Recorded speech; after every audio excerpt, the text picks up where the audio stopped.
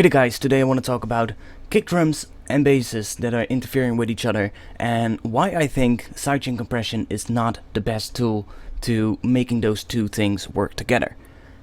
Before I start, I want to talk to you guys. I want to say, if you want to have sample packs or preset packs aimed at a little bit more aggressive or a little bit more harder and louder electronic music, go to my website, which is www.artfx-studios.com. On there you can get sample packs with the sounds that you can hear in my videos or in my tracks. I have a bunch of sound packs on there for Serum, for Massive. There's a couple of drum sample packs on there. Check them out if you want, and let me know in the comments below what you think of them. Now, let's get into this particular video. I have a track right here that I'm working on, and the kick drum and the basses are not really working that well together. So, let me get into this, and I'm gonna play this for you, and then I'm gonna explain what I think about sidechain compression and why I think it's not the best tool. There we go.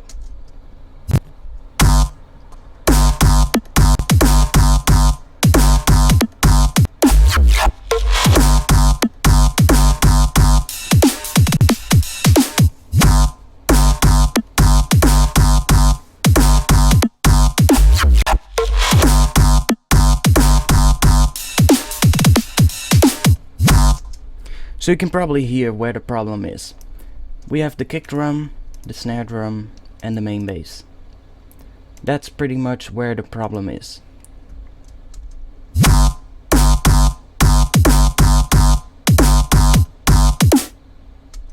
The thing is that this bass drum, bass, I made it in Serum, and I then put it in a sampler. I bounced it out to audio, put it in a sampler, and then I applied a pitch envelope, which created that transient right at the start. It's nice because it also, next to the transient, it also changed the sound a little bit, and that's why I wanted to use it. I don't really want that transient, but the change in sound is what I was going for. Now, I bounced it down to audio again, and put some additional effects on it, as you can see, but that's not really what we're gonna talk about today. It's the problem between the kick drum and the main bass. The kick drum has also a really distinctive transient in there, as you can see, and that is causing some problems. Some problems? That's really weird. Some troubles or problems, I guess, but not problems. But we can just call it problems. Let's fuck it. So these problems, you know, we kind of got that weird thing because the transients are stacking up on top of each other, and that is not really going to work. So how can we solve it? Well, most of the time people will use sidechain compression, and I can show you how that works.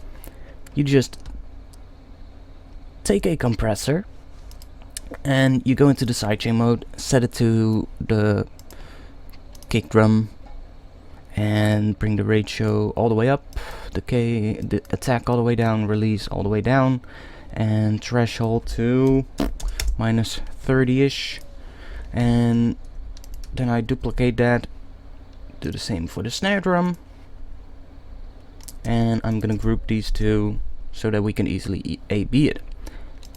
Now, this is without.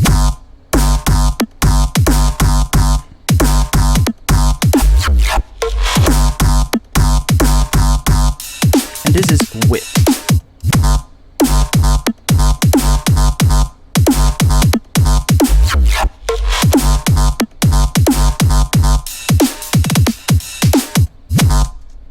So that immediately made it sound much cleaner. We now have the drum group really coming through the bass, but we still have this particular problem, which, or at least I think is a problem. And that's that the sidechaining is not really precise.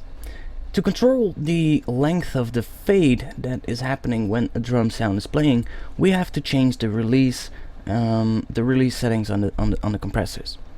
That's fine, but how are you going to know where exactly that fade is going to end in this particular bass hit? There's not really an easy way to finding it out other than looking at this graph. And the thing is with this is that because we have to use an input to make that sidechaining work, anything that we change up here will affect the way the sidechain is going to sound. So in my opinion, if we listen to just the bass, the fades on this are a little bit too long actually. We lose a lot of the bass. It's not like we're just losing a little bit of that transient at the start. No, we're losing a lot of it, and I guess a little bit too much. We could, you know, bring the threshold up a little bit, but that's not what I want. I want to get that much of a duck, but I just don't want the duck to be as long as it is right now. There's one easy way how you could solve it, and that's by having a separate track using a shorter kick drum as an input to the compressors and just muting that track. I mean, that's another way, but to me that's really cumbersome. Now the other part what I don't like is during these faster kick drums, if I just go there and play it, you can see that it really affects the sidechaining as well. See that? You can see that weird bump thing going on there. That's these fast kick drums. Now again, that's not really something I want. I just want to apply the sidechaining. I want to apply the ducking effect only when it's needed, and that's not always on every single kick drum. These reversed kick drums don't need to have any sidechaining on it. These faster kick drums right here, which are a bit quieter, don't need sidechaining on them because they don't have to come through the mix that easily and that well. So what can we do? What other options do you have to do sidechaining, or at least a similar thing? There's a really easy way, and in my opinion that way is much more, or well, much better than sidechain compression. If I open up this utility, which is nothing more than just a volume knob, and bring up the gain, you can see I'm doing automation on the gain of this utility. So what I'm doing with that is I'm just ducking away the volume every time a kick drum plays or a snare drum plays. So you can see the kick, snare, kick, kick, kick, snare, and you can see where I'm automating that. So basically every one of these bass hits has a fade at the start, and that makes sure that it takes out that transient, but in a way which is much cleaner than what the sidechain compressor is doing. Now I'm gonna show you the difference between the two. Now if I play this back, and I'm gonna switch back and forth between the sidechain compressor and the utility, I don't think you will hear much of a difference. There's a slight difference, but it's not really that audible. Let's play this.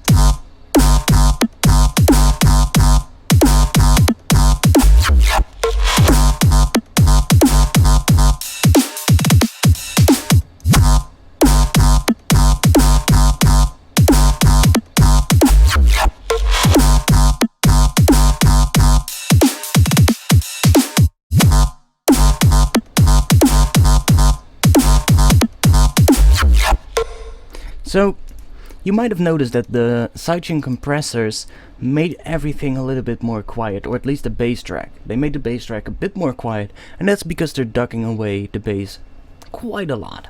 Now the amount of gain I'm ducking on this one, I think is actually more than what the sidechain compressor is doing.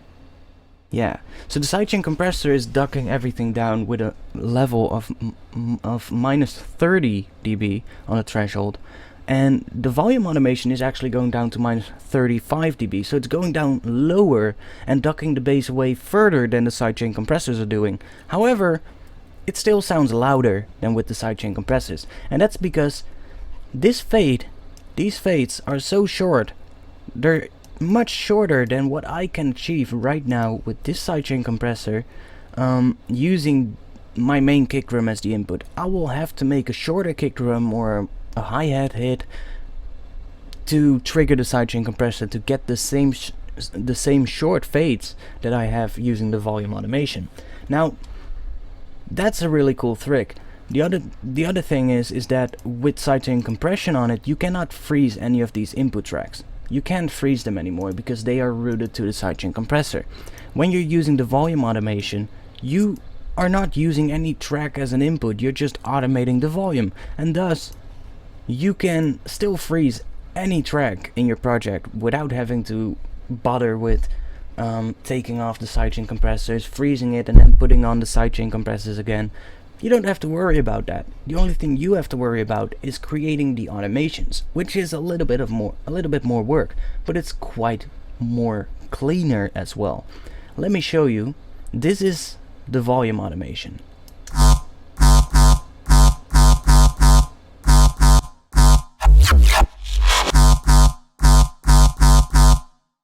Listen how clean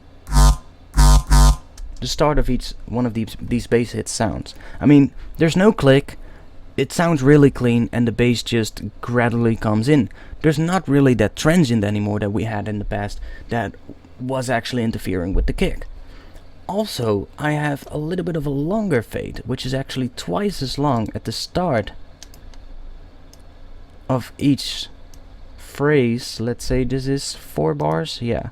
So every 4 bars I'm using a longer fade at the first bass hit, and that really gives that first bass hit, that first kick drum, a little bit more room than all the other kick drums in those 4 bars, and thus that first one really gets a lot of impact and sounds bigger. That's something that you could do with a sidechain compressor, but you will have to automate the release time, and that's, again, you don't have that much control. You don't really know where in this bass hit that fade is gonna end. Whereas now, I can see it just ends right here. From here on, the bass is just gonna be the full volume, and this part of the bass is gonna be brought down. I can easily see that. There's no other way of talking about it. It's just the way it is, and it's really easy. Now, you heard how clean that was, right? Now listen to the same thing, but with sidechain compression. Remember that we are bringing it down to minus 30 dB, so that's not as much as what I'm doing with the volume automation, but listen to how distorted and weird the transients of each of these bass hits sound.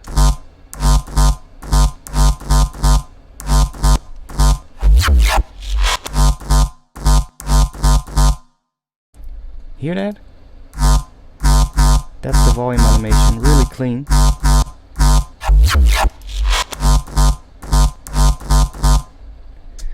With the sidechain compressor, you get distortion at the start of the sound, you get these weird clicks and artifacts, and it's not that controllable as volume automation. So, why would you use sidechain compression as opposed to volume automation? I mean, there are good things that you can use sidechain compression for, but if you just want to make these things work and you want to get the most amount of control possible, do it with volume automation. So that's it for this video. I think it's a little trick, and I think it will help you getting more cleaner mix downs, because a lot of people are struggling with how am I gonna set up my sidechain compressor? How am I gonna set up the decay and the attack and the ratio and the threshold? You don't have to worry about that anymore. You can just automate the volume and get a really clean result easily. So that's it. I hope you like this. If you want to see more of this, go to my channel, subscribe. That will help me a lot. I want to try and get this channel up to, well, 100k subscribers as fast as possible. That would be pretty cool. And I hope I can do a lot more of these videos in the future. If you want to get some of my sounds, want to get some of my drum sounds or my bass sounds or anything I use in my tracks or in my videos, then go to my website, check out what I have on my website. I have a few sample packs and preset packs on there that are ready for you to use in your productions. You can use it in releases. Don't worry, they're royalty free. It's just up there for you to use. So I hope you like this, and I'll see you back soon. Peace.